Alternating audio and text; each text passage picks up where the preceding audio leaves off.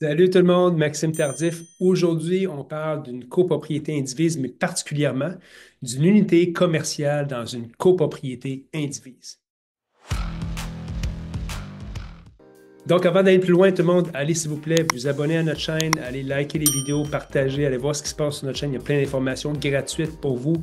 Puis pourquoi j'ai ce créneau-là de la copropriété indivise, c'est parce que j'ai des gens qui m'appellent à toutes les semaines pour avoir de l'information. Je me dis, hey, je ne peux pas mieux informer les gens que ça parce que l'information se fait assez rare sur les plateformes.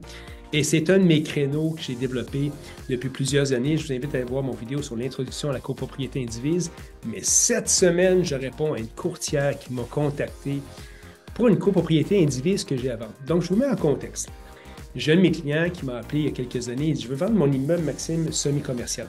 Donc, un logement commercial au rez-de-chaussée et deux unités d'habitation au deuxième et troisième étage.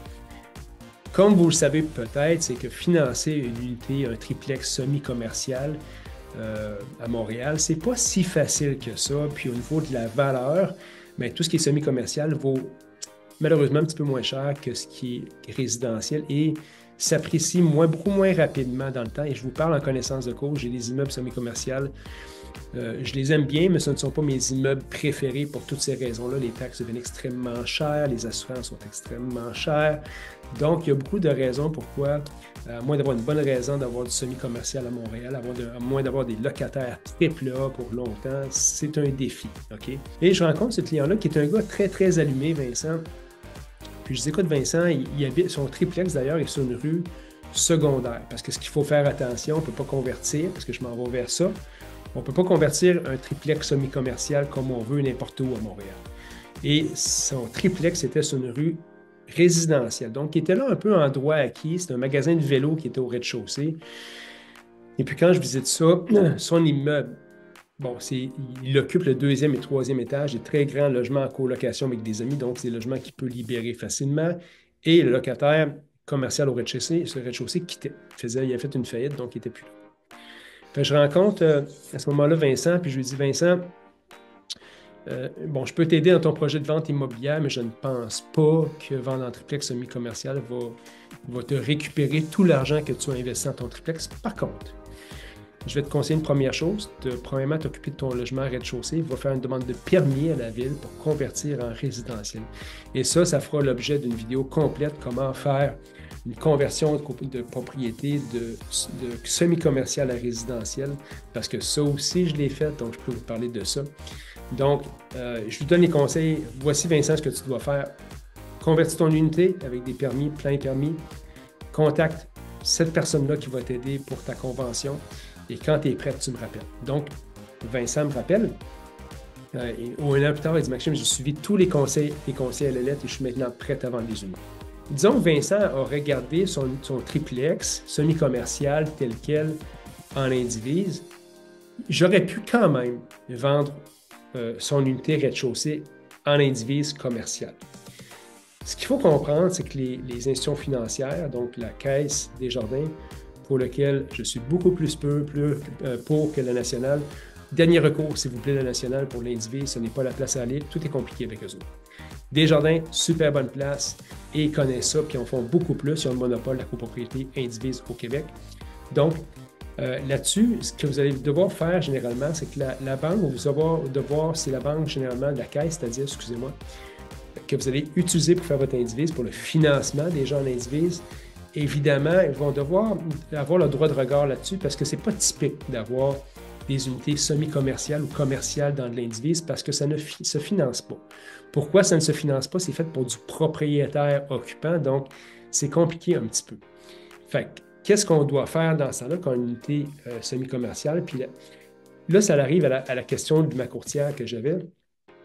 Puis j'y arrive, ce ne sera pas long. Mais bref, ce qui arrive quand vous avez une unité semi-commerciale dans une copropriété indivise, vous avez deux choix en tant que propriétaire. Premier choix, tu la vends pas cher. Donc, tu sacrifies le prix parce qu'évidemment, la personne va devoir l'acheter comptant. OK? Ça ne veut pas dire qu'il ne peut pas avoir cette activité commerciale, ça veut dire qu'il doit la payer comptant ou encore, en tant que vendeur, l'option que je favorise en tant que propriétaire-vendeur serait de financer l'acheteur. Donc, vous devenez la banque par une hypothèque de premier rang, vous êtes un prêteur privé Et on parlera de ça dans une autre vidéo, comment ça se travaille, la balance de prix de vente, parce que c'est super intéressant, parce qu'on vient étaler le gain en capital, vous avez une sécurité totale en étant en premier rang, fait qu'il y a beaucoup d'avantages à ça, mais ça, c'était dans un cas si l'immeuble était semi-commercial. Dans le cas présent, mon client l'a converti 100% résidentiel. Et là, la question qui se pose, j'ai une courtière qui vient me voir et dit « Maxime, écoute, j'ai une de mes clientes qui veut occuper partiellement l'unité pour ses bureaux.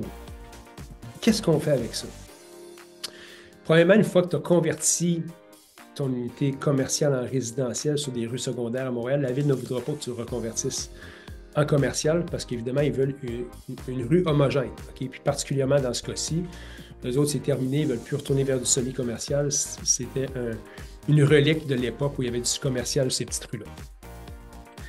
Deuxième point qui se pose, c'est que si la personne pense acheter ça en semi-commercial pour ses bureaux, elle ne peut pas le financer. Donc, on oublie ça. Maintenant, la troisième solution à ça, c'est que quelqu'un va chercher un permis d'occupation des lieux pour exercer son bureau à domicile. Okay? Donc, ça, c'est un permis que vous allez avoir de l'arrondissement qui est parfait. Vous pouvez utiliser jusqu'au, disons, au tiers de votre unité pour des opérations commerciales tant que vous habitez dans le reste de votre unité. Et c'est là, à ce moment-là, quelqu'un qui fait cette opération-là dans ce sens-là. Donc, j'habite là, c'est ma maison, je suis propriétaire occupant. Bien, vous allez pouvoir le financer en tant que propriétaire occupant, évidemment.